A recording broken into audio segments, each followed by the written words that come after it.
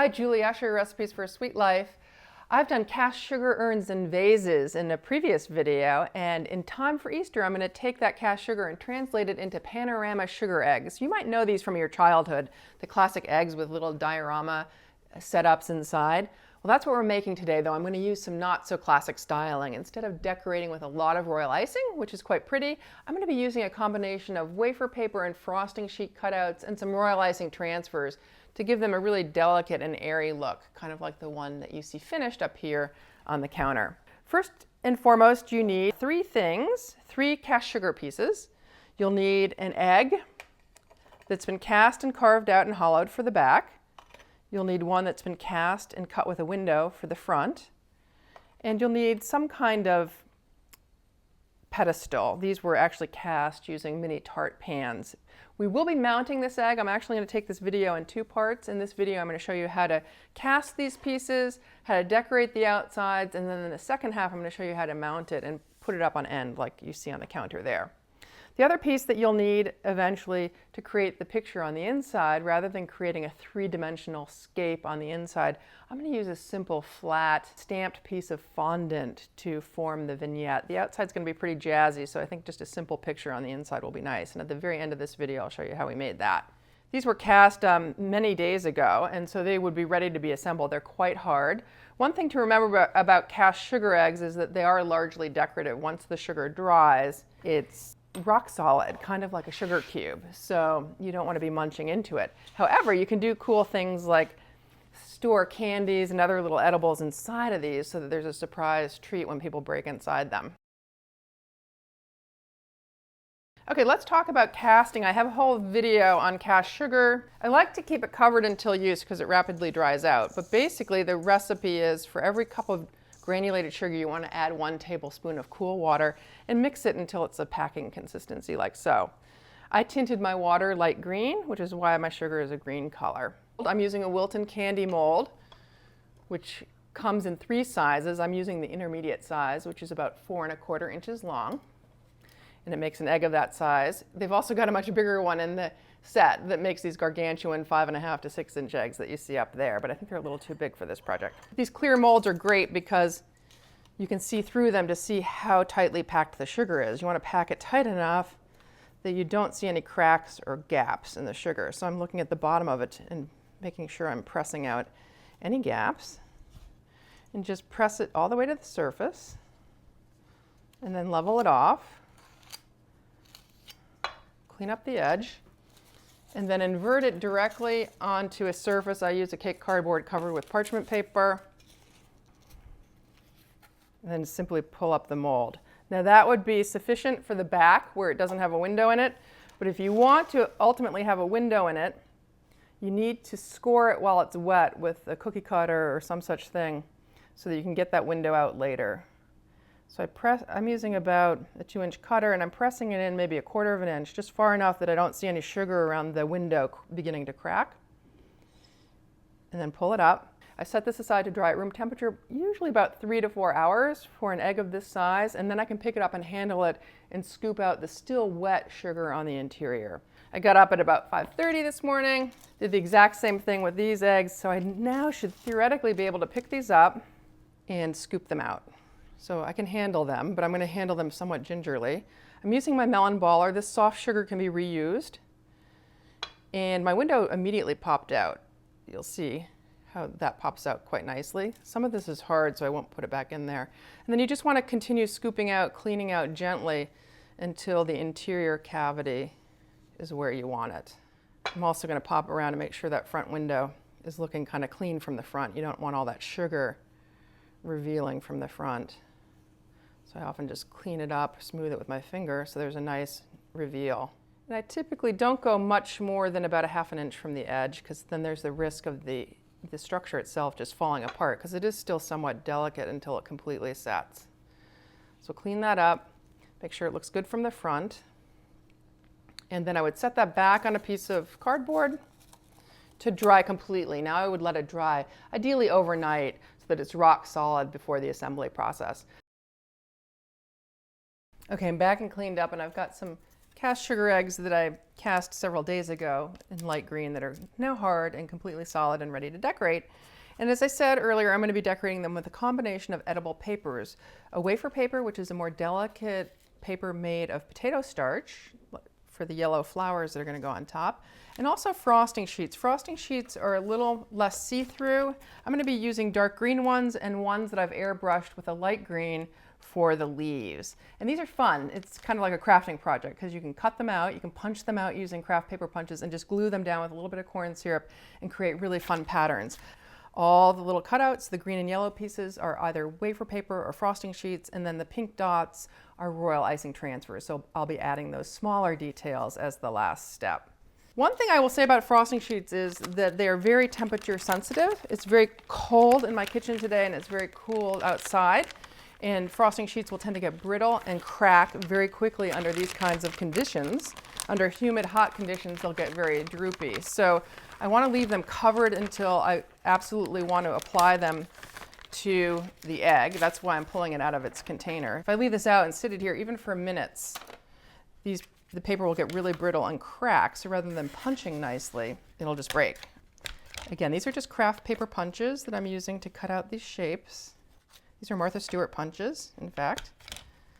And I want a combination of kind of small leaves and then longer leaves. And for the longer leaves, I have this cool punch that's used for edging. And now to get these pieces on is just a matter of a gluing process. I prefer to use corn syrup here as opposed to royal icing because it goes down nice and thinly and you don't see any lumps behind it. Now there are two sides to the frosting sheets. There's a shiny side which was up against the backing paper, and there's a matte side. And you can really glue these either way, but I'm consistently putting the matte finish up, just so you know. So I'm painting the shinier side with a little bit of corn syrup, just enough to make it tacky.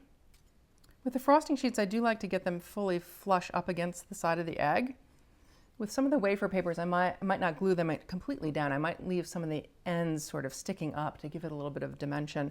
But because the frosting sheets do get brittle, it's nice to have them fully secured so that when I touch them later, I don't snap any pieces off should they dry out. I've got my first color down, and as you noticed, I connected various different cutouts, and wherever there are blunt end pieces or pieces overlapping, I'll come in with a flower or transfer and kind of cover those seams later. But the first thing I want to do, or the next thing I want to do, is get a little light green leaf on top of that just to kind of tone down the dark green a little bit and give it a little more dimension. And for light green, since I couldn't find a already pre-colored frosting sheet, I took a plain one and I just sprayed it with a Wilton Color Mist spray to get it the shade I wanted, and it comes out kind of light green. Once you spray a frosting sheet, it's a little more floppy for a period of time, so it's not quite as brittle as that dark green one I was using, which is kind of good because it's so cold out. I want it to maintain its flexibility a little bit longer. You see, it's actually getting caught up in the punch a little bit. And I've got some pre-punched already. Once they're punched, though, I would put them in plastic bags just so they don't dry out until I can put them on the sugar egg. So as far as spraying it, I sprayed this sheet yesterday, but you can spray it immediately. The airbrush coloring or the canned spray colors will dry almost immediately. As soon as you see no gloss to it, you could punch it. So you don't have to wait very long at all, just a matter of minutes. And I'm going to start gluing those on. Same process. So I'm just going to add a few here and there to give it a little more depth and detail.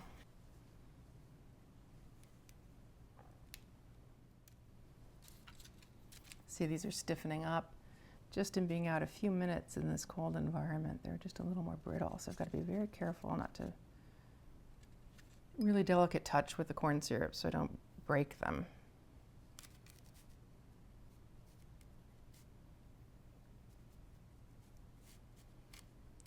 Trying to cover some of the ends of the dark green ones with these light green ones too. So that covers some of the seams that I created earlier. Okay, so I've got all my leaves that I think I want to get on it. I think the addition of that light green gives it a lot of depth and texture. Okay, back. I'm working now with wafer paper, and you could use frosting sheets too. I just find that the wafer paper has a little bit more body. You'll see it's quite brittle to start, so they're more likely to hold their shape. Sometimes the frosting sheets will just, until they dry, will just sort of flop. So I've punched out a bunch of flowers, 2 sizes, using 2, again, Martha Stewart, little daisy cutters. And you have a couple of options. You can stick these down with the corn syrup, or you can stick them down with a little bit of white royal icing. I'm going to try both ways. I've got a little bit of white royal icing. I'm going to stick one right on the edge here because I think that looks kind of cool. Now you'll notice some, when they punch flat. If you want to give them a little more contour, like this one, you see how it's bent up? What you need to do is apply a little bit of water, just a touch, because water is both friend and foe of wafer paper. It can cause it to move in nice directions, but it can also dissolve it if you put too much down. So I just put a little touch of water here, and I'm kind of pinching the daisy around the end of my paintbrush, and that just gives it a little bit of a bend or lift. There are different ways you can do that. But if I were to just try to bend that on its own, I'd break the paper. And I think I am going to use corn syrup for this when they're on the body, just so that the icing doesn't show through, because these papers are a little translucent.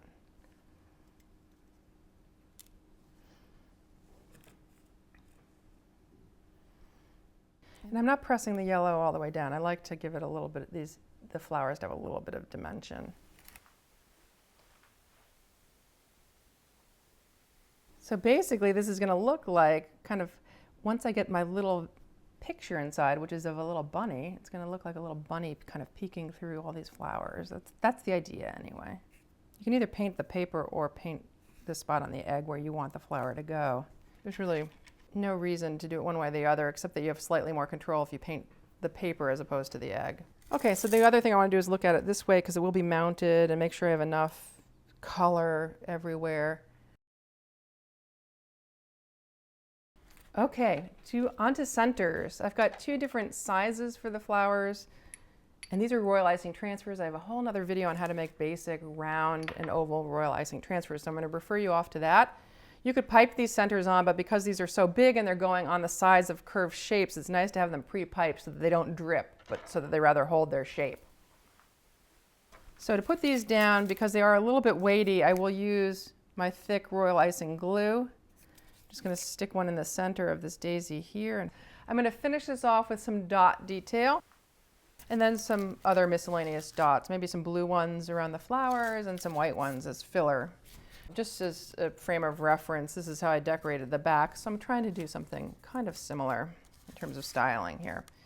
Trying to pipe as perpendicular to the surface as possible. If the icing doesn't form a nice bead on its own, the icing's too thick and you might need to thin it. I'm piping right on the cut edge. You pipe slightly off to the side, but it's really up to you. And if you feel like you've got one off center, you can wait for it to dry and then it'll just flick right off. That one wasn't even dry and it came right off. So that trussing needle is useful to have around to clean up mistakes. I did the back earlier because I am going to mount this egg. I'm going to fill it and mount it in the next part of this video, and I want to make sure the back is especially completely dry before I mount, because otherwise all the details that I piped will smudge. So that one was pre-done for that reason. Ideally the front should also completely dry. To get these dots on the side of the egg, I find it's much more helpful to have the egg elevated so it's more at eye level, so I'm not scrunching down. That's why I brought this fondant container over and lifted this up. This way I have just much easier access to this daisy here on the side.